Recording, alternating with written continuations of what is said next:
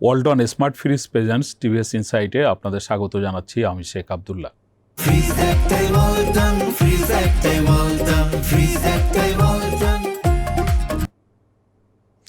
প্রিয় দর্শক, আমরা আজ কথা বলবো জাতীয় রাজস্ব বোর্ড করদাতাদের ঘোষণা করা সম্পদ এবং তাদের যে ব্যয় এর মধ্যে কতটা বাস্তব পরিস্থিতি রয়েছে সেটি যাচাই করার জন্য কী ধরনের উদ্যোগ নিচ্ছে সেটি নিয়ে। আপনারা জানেন যে করদাতারা সবসময় তার সম্পদের ঘোষণা দিয়ে থাকে, পাশাপাশি একজন করদাতা তার বিভিন্ন ক্ষেত্রেই তার ব্যয় করে থাকে। অনেক ক্ষেত্রে সেই ঘোষণার সাথে ব্যয়ের সামঞ্জস্যও থাকে না। কিভাবে এই বিষয়গুলো যাচাই করবে জাতীয় রাজস্ব বোর্ড, বা কিভাবে করদাতাদের কাছ থেকে প্রকৃত রাজস্ব সংগ্রহ করবে, এই নিয়ে টিভিএসে আজ লিড নিউজ প্রকাশিত হয়েছে। নিউজটি করেছেন টিভিএসের চিফ রিপোর্টার আবুল কাসেম। আমরা তার কাছ থেকেই শুনবো জাতীয় রাজস্ব বোর্ডের এই পরিকল্পনাগুলো কেমন। আবুল কাসেম, আপনাকে স্বাগত জানাচ্ছি। আপনার যে স্টোরি, আপনি বলছেন যে জাতীয় রাজস্ব বোর্ড করদাতাদের ব্যয়ের সাথে তার ঘোষণা করা সম্পদ বা আয়ের তথ্য মিলিয়ে দেখবে। আসলে এটি কিভাবে কার্যক্রমটি করবে? ধন্যবাদ আপনাকে। আপনি এই নিউজে সবচেয়ে বড় ভূমিকা রেখেছেন। তো আপনি বিষয়টা জানেন যে আসলে আমরা বাংলাদেশের মানুষ অনেকেই আমরা কর ফাঁকি দিই, এবং আমাদের যে ইকোনমির সাইজ এবং আমাদের যে পার ক্যাপিটা ইনকাম, তার সাথে আমাদের সরকারের যে রাজস্ব আহরণ সেটা আসলে ম্যাচ করে না। তো এই প্রেক্ষাপটে এনবিআর নিজেরাও জানে যে আমাদের দেশে ব্যাপক কর ফাঁকি রয়েছে, এবং কর ফাঁকি আপনার দুভাবে হচ্ছে। একটা হলো যে কিছু লোক তারা করযোগ্য আয় করে কিন্তু মোটেই তারা কোনো কর দেন না, এবং কিছু লোক তারা কর দেন কিন্তু তারাও এনবিআর মনে করে যে তাদের যে পরিমাণ আয় বা যে পরিমাণ কর তাদের দেওয়ার কথা তারা সেই পরিমাণ কর দেন না।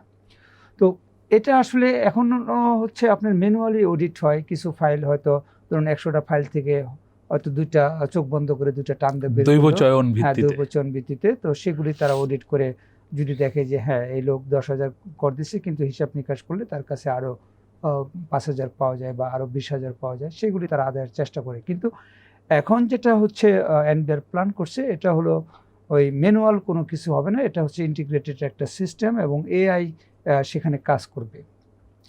তো শুরুতে বলে নিই যে গতকাল অর্থ মন্ত্রণালয় সংক্রান্ত স্ট্যান্ডিং কমিটির দ্বিতীয় সভায় এই রাজস্ব আহরণ সংক্রান্ত বিষয়টা গুরুত্ব পেয়েছে, এবং সেখানেই এনবিআর তাদের এই প্ল্যানগুলো তুলে ধরছে। যে আপনি জানেন যে সরকারের একটা লক্ষ্য রয়েছে যে 2035 সালের মধ্যে আমাদের ট্যাক্স জিডিপি রেশিও 15%-এ উন্নীত করা, এবং 2030 সালে এটা তারা 29 সালে তারা 10%-এ নিতে চায়, এবং এখন কিন্তু আছে 6.8% জিডিপির অনুপাতে। এবং আর এই 29 সালের আগেই তারা ইমিডিয়েটলি বা স্বল্প মেয়াদে তারা বলছে যে তারা এটা 8% ক্রস করতে চায়। এবং এবার আমাদের যে বাজেটের যে টার্গেট, জাতীয় রাজস্ব বোর্ডের 6,04,000 কোটি টাকা যে লক্ষ্যমাত্রা রাজস্ব আহরণের, এটা কিন্তু তাদের গত অর্থ বছরে যে তাদের যে প্রকৃত অর্জন 4,15,000 কোটি টাকা, তার চেয়ে কিন্তু অনেক বেশি। ফলে এই লক্ষ্যমাত্রা অর্জন করতে হলে বা সরকারের যে টার্গেটটা রয়েছে যে ট্যাক্স জিডিপি রেশিও বাড়ানো, সেক্ষেত্রে এই কর ফাঁকিটা রোধ করা তাদের দরকার।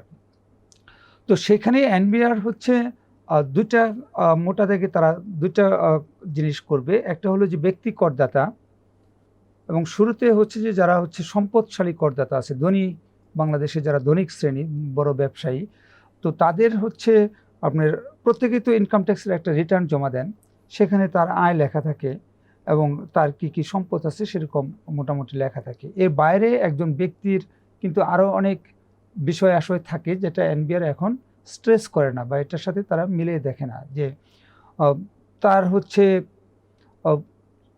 কতটি কোম্পানিতে কি পরিমাণ মালিকানা আছে, তার শেয়ার বাজার কি পরিমাণ ইনভেস্টমেন্ট আছে, তার ব্যাংকিং ট্রানজ্যাকশন কেমন, তারপরে যে সে বছরে কতবার বিদেশে যাচ্ছে, তারপরে সে কত টাকার গাড়ি কিনলো, তার ব্যাংকে কত টাকা ডিপোজিট আছে, এরকম অনেক কিছুর সাথে এটা এনবিআরের যে সিস্টেম, প্রত্যেকটা করদাতার একটা ইন্টিগ্রেটেড প্রোফাইল থাকবে, সেখানে তার এই সকল তথ্য এনবিআর এটা ইন্টিগ্রেটেড করবে।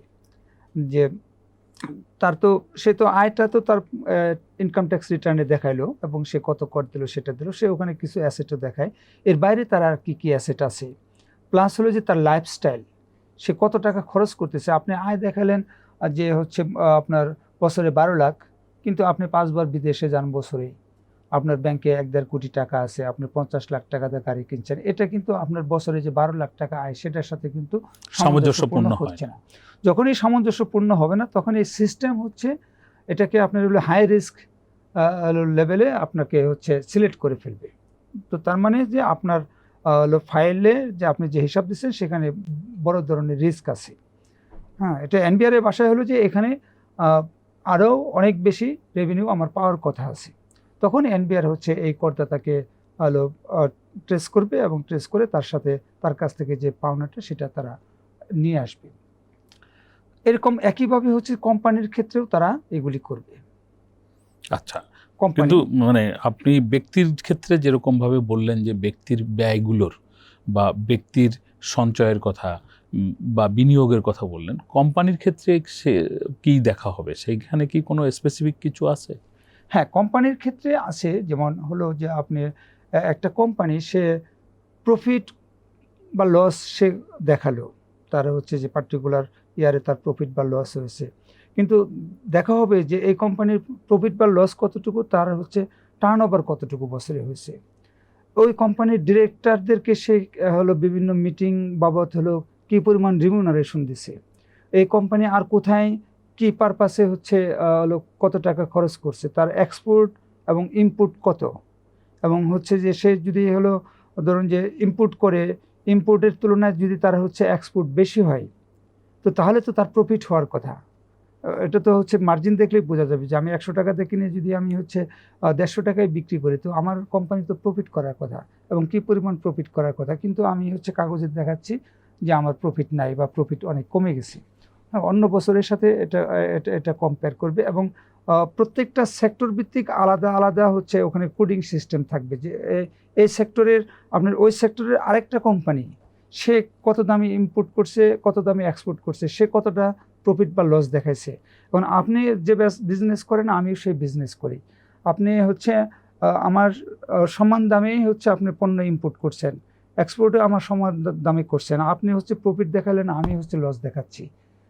তো এখানে হচ্ছে যে এনবিআর এর পক্ষে যে সিস্টেমটা এআই বেস যে সিস্টেম, সেখানে হচ্ছে যে খুব সহজেই তো এগুলি হচ্ছে ডিটেক্ট হয়ে যাবে, এবং তার ভিত্তিতে তারা এগুলি ট্র্যাক করবে। উদ্যোগগুলো বেশ উৎসাহব্যঞ্জক, কিন্তু এর আগেও আমরা কিন্তু জাতীয় রাজস্ব বোর্ডের বেশ কিছু উদ্যোগ দেখেছিলাম। ভ্যাটের ক্ষেত্রে আমরা অনলাইনে ভ্যাট, দোকানে দোকানে ইএফডি মেশিন স্থাপন করা, জাতীয় যারা হচ্ছে সাধারণ করদাতা তারা জাতীয় রাজস্ব বোর্ড তাদেরকে পুরস্কারও দিচ্ছিল ভ্যাটের এগেনস্টে বা আরও অন্য কাজে।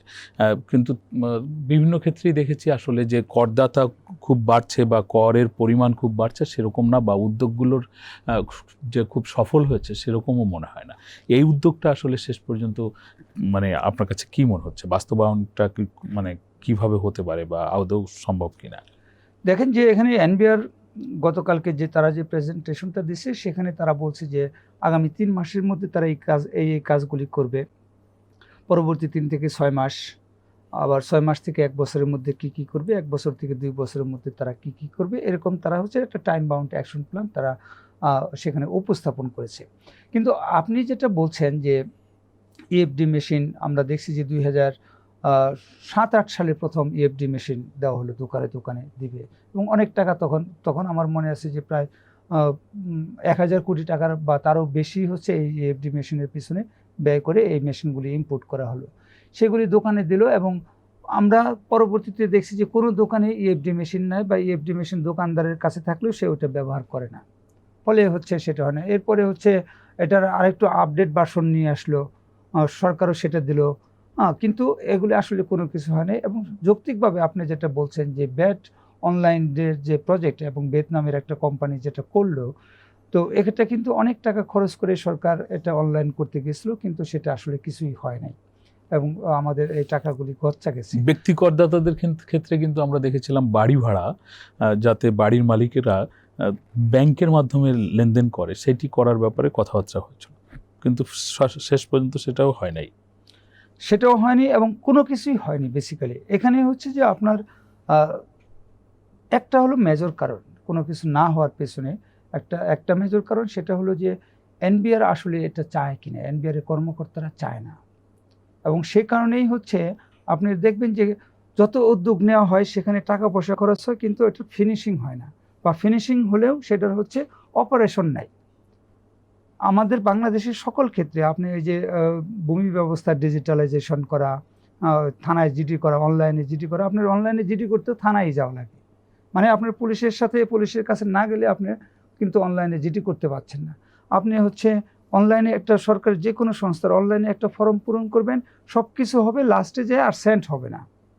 মানে আপনার ওটা প্রিন্টে নিয়ে যেতেই হবে। কারণ হলো যে আপনি যদি কর্মকর্তারা যদি হচ্ছে পাবলিকের সাথে যদি তার দেখা না হয়, তাহলে সে হচ্ছে আর্থিকভাবে বেনিফিট হতে পারে না। যেটাকে আমরা হচ্ছে ঘুষ বলি বা দুর্নীতি বলি, যে ফরম্যাটে বলি, এটা বাস্তবতা যে আমাদের দেশের সরকারি এবং এখন কর্পোরেট প্রতিষ্ঠানেও এক ধরনের দুর্নীতি হচ্ছে প্রবল আকার ধারণ করছে। এবং যত অনলাইন সিস্টেমই হোক, যত যাই করুক, আপনাকে হচ্ছে যে সরাসরি অফিসারের কাছে যেতেই হবে। নাহলে আপনি অনলাইনে সাবমিট যদি হয়ও, এরপরে দেখবেন যে ওটা আর কোনো কিছুই হচ্ছে না, সাবমিট হয়ে আসে, আপনার ফোন করে বলতে হবে, ওনারা বলবে ভাই পাইনি, একটা প্রিন্ট নিয়ে আসেন, আপনি যে সাবমিট করছেন তার ডকুমেন্ট কী আছে নিয়ে আসেন, ফলে আপনাকে যেতেই হবে। এনবিআর এর ক্ষেত্রেও এটা কিন্তু অনেকটা সত্য। এবং সেই কারণে দেখেন যে আমাদের ওদিন একটা জায়গায় একটা ফোরামে আলোচনা হচ্ছিল যে জাতীয় রাজস্ব বোর্ড তারা 4 লাখ কোটি টাকার রেভিনিউ কালেকশন করে, কিন্তু তাদের হচ্ছে ঢাকার বাইরে বিভিন্ন যে অফিস আছে, বা এমনকি ঢাকাতেও বিভিন্ন অফিস আছে, সেগুলি হচ্ছে ভাড়া করা বাড়িতে অফিস, তাদের নিজস্ব অফিস ভবন নাই। এবং তারা হচ্ছে সরকারের কাছে চাচ্ছে যে তারা নিজস্ব অফিস ভবন করবে বিভিন্ন জায়গায়। কিন্তু এনবিআর এর অফিস না থাকলেও এনবিআর এর প্রত্যেকটা পিয়নের হচ্ছে ঢাকায় বাড়ি আছে, একাধিক বাড়ি আছে, এবং সারা দেশেই আছে, বাড়ি গাড়ি সব কিছু আছে। তো তারা এই টাকা কোথা থেকে পায়? করদাতাদের কাছ থেকেই তারা এই টাকাটা কিন্তু নেয়। তো এই আশঙ্কা যদি যতদিন পর্যন্ত আমাদের এই সিচুয়েশনটা দূর না হবে, কর্মকর্তারা হচ্ছে যে স্বেচ্ছায় জনবান্ধব না হবেন এবং দেশপ্রেমিক না হবেন, আত্মপ্রেমিক হওয়ার চেয়ে দেশপ্রেমিক না হবেন, ততদিন পর্যন্ত এই সিস্টেমগুলি এগুলি কাগজেই থাকবে, আসলে বাস্তবে হবে না। আপনার কাছে শেষ প্রশ্ন, এই সব উদ্যোগেরই মূল লক্ষ্য হচ্ছে সরকারের রাজস্ব সংগ্রহ বৃদ্ধি করা এবং সরকার যে বাজেট করে বা ব্যয় করে সেখানে যে ঘাটতি থাকে এই ঘাটতি কমিয়ে নিয়ে আসা। আপনি শুরুর দিকেই বলছিলেন যে সরকারের টার্গেট আছে 2029 সাল পর্যন্ত কর জিডিপি অনুপাত 10% নিয়ে যাও, 35 সাল পর্যন্ত আপনার 15% নিয়ে যাওয়া। আপনি বললেন যে সর্বশেষ অর্থ বছরে 4,15,000 কোটি টাকার রাজস্ব আদায় হয়েছে এবং হচ্ছে এই অর্থ বছরে একটা 7 লাখ কোটি টাকার মতো টার্গেট, 5,000 কোটি টাকার মতো টার্গেটও আছে, এবং এটা অর্জন নিয়ে আপনার সংশয় প্রকাশ করছেন। দেশের এখন যে ব্যবসা বাণিজ্যের পরিস্থিতি, গ্যাস সংকট, বিদ্যুৎ সংকট যাচ্ছে, সামগ্রিকভাবে আপনার কাছে বাংলাদেশের এই অর্থনৈতিক পরিস্থিতিতে রাজস্ব সংগ্রহ বৃদ্ধি করা আসলে কতটা সম্ভব বলে আপনি মনে করেন? দেখেন যে দেশের অর্থনৈতিক যে পরিস্থিতি, এই পরিস্থিতিতেও যে আমাদের বাজেটে যে লক্ষ্যমাত্রা, এটা অর্জন করা সম্ভব যদি করদাতারা হচ্ছে সঠিকভাবে কর দেন, এবং যারা কর আহরণ করেন তারা যদি হচ্ছে করদাতাদের কাছ থেকে সঠিকভাবে কর আহরণ করেন বা করতে পারেন। কিন্তু যেটা হলো যে বাংলাদেশে আমি শুরুতে যেটা বলছি যে আমাদের দেশের মানুষের মধ্যে একটা প্রবণতা আছে যে সে কীভাবে কর কম দিতে পারে বা কর না দিয়ে কিভাবে থাকতে পারে, সেটা যেমন আছে, তেমনি কর্মকর্তাদের মধ্যে আছে যে একজনের কাছ থেকে হচ্ছে আমি 20 টাকা কর পাবো, তো এটা আমি পাবো মানে সরকার পাবে 20 টাকা কর, সে হচ্ছে তার কাছ থেকে 10 টাকা কর হিসেবে নেয়, 5 টাকা নিজের পকেটে নেয়, এবং তাকে বলে যে আপনার হচ্ছে 5 টাকা লাভ থাকলো না, আপনার তো সরকারকে 20 টাকা দেওয়া লাগতো, এখন সরকারকে 10 টাকা দিবেন, আমার 5 টাকা দিলেই আপনার আর দেওয়া লাগবে না। তো এই যে একটা সিস্টেম, এই যে একটা হচ্ছে মানে একটা আপোষের মাধ্যমে যে হচ্ছে একটা ঘুষ দুর্নীতির যে একটা সিস্টেম গড়ে উঠছে, এই সিস্টেমটা দূর করতে হবে। এবং এখানে গতকাল যে প্ল্যানটা দিয়েছে, যদি এই ধরনের প্ল্যান বাস্তবায়ন করা যায়, তাহলে অবশ্যই আমাদের যে লক্ষ্যমাত্রা আছে তার চেয়ে বেশি রাজস্ব আহরণ করা সম্ভব। কিন্তু আমাদের রাজস্ব প্রশাসন এবং হচ্ছে করদাতা, তাদের যে মেন্টালিটি এখন পর্যন্ত আমরা দেখছি, যদি এই ধরনের মেন্টালিটি যদি থাকে, তাহলে আসলে গত অর্থবছর যা হয়েছে তার চেয়ে খুব একটা বেশি কিন্তু রাজস্ব আসবে না। আরেকটু বাড়াতে হচ্ছে আপনার কথা প্রসঙ্গে, আপনি যে মানসিকতার কথা বলছেন, আমরা বিভিন্ন সময় উন্নত দেশের উদাহরণ শুনি বক্তাদের কাছ থেকে, তারা বলেন যে উন্নত দেশের করদাতারা স্বেচ্ছায় কর দেন এবং প্রকৃত করটাই পরিশোধ করেন, কারণ হচ্ছে রাষ্ট্র করদাতাকে নানান ধরনের সুবিধা নিশ্চিত করে, তার স্বাস্থ্য, তার শিক্ষা, তার অবকাঠামো বা তার ব্যবসা বাণিজ্যের জন্য যে ধরনের ফ্যাসিলিটি দরকার সেই ফ্যাসিলিটিগুলো নিশ্চিত করে। বাংলাদেশের সরকারের এইসব জায়গায় কি ঘাটতি আসছে বা কি করণীয় বলে আপনি মনে করেন? দেখেন যে এখানে আপনি যৌক্তিক কথা বলছেন, কিন্তু এখানে যে মেজর যে প্রশ্নটা আসে যে আসলে ডিম আগে নাকি মুরগি আগে? যে আগে আপনি কর দিবেন, তারপরে আপনি সরকারের কাছ থেকে কি এই সুবিধাগুলি ডিমান্ড করবেন, নাকি আপনি আগে সরকার আগে আপনাকে সুবিধা দিবে তারপরে আপনি কর দিবেন? যে যদি আপনি আগে কর না দেন, সরকার আপনাকে সুবিধাগুলি দিবে কোত্থেকে? আপনি যদি ঠিকমতো কর দেন তাহলেই সরকার আপনার জন্য স্বাস্থ্য খাতে আরেকটু ব্যয় বাড়াতে পারবে, শিক্ষা খাতটা আরেকটু ডেভেলপ করতে পারবে, রাস্তাঘাট আরেকটু উন্নয়ন করতে পারবে। তো আগে হচ্ছে আমাদেরকে কর দিতে হবে, পরে হচ্ছে রাষ্ট্রের কাছ থেকে আমাদের জবাবদিহি নিতে হবে যে আমি যে কর দিচ্ছি সেই অনুযায়ী আমি কেন সার্ভিস পাচ্ছি না। কিন্তু এটাও সত্য যে আমাদের দেশের সব ক্ষেত্রেই হচ্ছে দুর্নীতি আছে, এবং আমরা নাগরিকরা যারা কর দেয় তারাও তাদের যে মিনিমাম যে সুবিধাটুকু পাওয়ার কথা তারা সেটা পায় না। এবং আমরা দেখছি যে আমাদের বাংলাদেশে তো আসলে বড় বিজনেসম্যানরাই সবচেয়ে বেশি কর দেন, কারণ তাদের ইনকাম বেশি। তো তাদেরও তো হচ্ছে প্রত্যেকটা কাজ করানোর জন্য সরকারের অফিসে ঘুষ দিতে হয়। তারা প্রকাশ্যে মন্ত্রীদের সামনে প্রকাশ্যে প্রোগ্রামে তারা সেটা অভিযোগ করেন। বাংলাদেশে অনেক বড় ব্যবসায়ী, আমি ওনার নাম বললাম না, উনি হচ্ছে অর্থমন্ত্রী, অর্থ উপদেষ্টা বর্তমান সরকারে, তাদের সামনে বলেছেন যে উনি হচ্ছে জমি মিউটেশন করতে যাবেন, ওনার ডিসি অফিসে নানান জায়গায় ঘুষ দিতে হচ্ছে, অনেক দিন ঘুরতে হচ্ছে।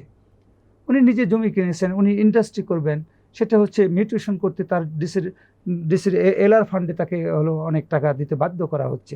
তো এই ধরনের যে একটা যে দুর্নীতির শেকড় যে চারদিকে গড়ে উঠছে, আপনি সরকারি হসপিটালে যান, আপনি ভর্তি হবেন, আপনার হচ্ছে একটা সিট পাইতে হচ্ছে আপনাকে ঘুষ দিতে হচ্ছে। আপনি একটা হলো যে ওই যে ট্রেতে হচ্ছে আপনার যে রোগী হাঁটতে পারে না তাকে এক রুম থেকে আরেক রুমে নেওয়া হয় বা টেস্টের জন্য নেওয়া হয়, সেই ট্রে পাইতে হলে আপনাকে ঘুষ দিতে হচ্ছে। তো এই সিস্টেমও হচ্ছে এই যে ঘুষ দুর্নীতির যে একটা সিস্টেম বা একটা স্বর্গরাজ্য সরকারের বিভিন্ন খাতে যে গড়ে উঠছে, এটা যেমন সরকারকে দমন করতে হবে, জনগণের কাছ থেকে সে যে টাকাই কর পাচ্ছে সেটার উপযুক্ত ব্যবহার এনশিওর করতে হবে। এবং মানুষ যখন দেখবে যে হ্যাঁ আমি 5 টাকা কর দিলে সরকার এই 5 টাকা দিয়েই হচ্ছে আমাকে সে ফিডব্যাক দেওয়ার চেষ্টা করছে, তখন মানুষ আরও 2 টাকা বাড়তি কর দিতে চাবে। তো সরকারের দিক থেকে সেটা এনশিওর করতে হবে, এবং পাবলিকের দিক থেকে আপনার দিক থেকে যে আমার যেটুকু কর দেওয়ার কথা আমাদের প্রথমে হচ্ছে সেটুকু কর দিতে হবে, প্লাস হলো সরকারকে আমাদেরকে জবাবদিহির মধ্যে নিয়ে আসতে হবে। ধন্যবাদ আপনাকে। প্রিয় দর্শক, এতক্ষণ ধরে আমরা শুনছিলাম দেশের কর খাতে কী ধরনের পরিবর্তন আসছে এবং সামনে মানে রাজস্ব বোর্ড কী পরিকল্পনা করছে বা সরকারের কী করণীয় বা নাগরিকদেরই বা কী করা উচিত। আমাদের আলোচনা আপনাদের ভালো লাগলে আপনারা শেয়ার করবেন, লাইক করবেন, টিভিএসের সঙ্গে থাকবেন। সকলকে ধন্যবাদ।